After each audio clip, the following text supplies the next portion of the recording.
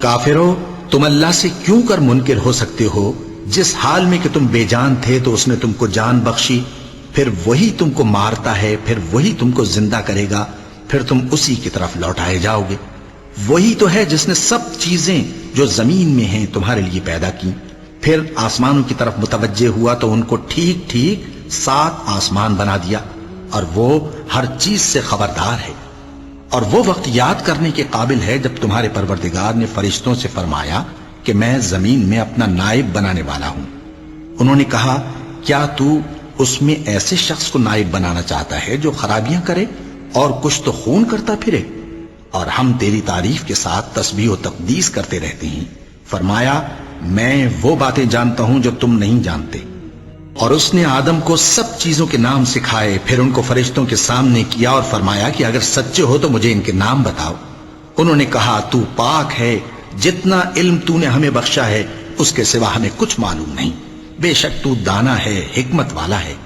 تب اللہ نے آدم کو حکم دیا کہ آدم، تم ان کو ان چیزوں کے نام بتاؤ۔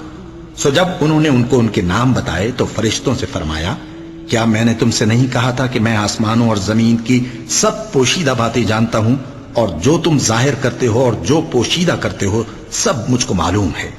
اور جب ہم نے فرشتوں کو حکم دیا کہ آدم کے آگے سجدہ کرو تو وہ سب سجدے میں گر پڑے، مگر شیطان نے انکار کیا اور غرور میں آ کر کافر بن گیا۔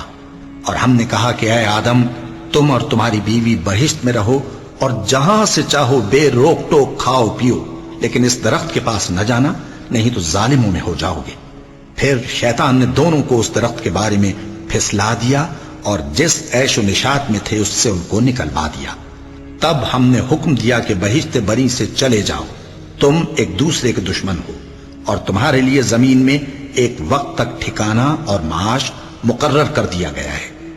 پھر آدم نے اپنے پروردگار سے کچھ کلمات سیکھے اور معافی مانگی تو اس نے ان کا قصور معاف کر دیا۔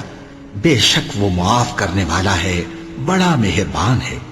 ہم نے فرمایا کہ تم سب یہاں سے اتر جاؤ، جب تمہارے پاس میری طرف سے ہدایت پہنچے تو اس کی پیروی کرنا، کہ جنہوں نے میری ہدایت کی پیروی کی ان کو نہ کچھ خوف ہوگا اور نہ وہ غمناک ہوں گے، اور جنہوں نے اس کو قبول نہ کیا اور ہماری آیتوں کو جھٹلایا وہ دوزخ میں جانے والے ہیں اور وہ ہمیشہ اس میں رہیں گے۔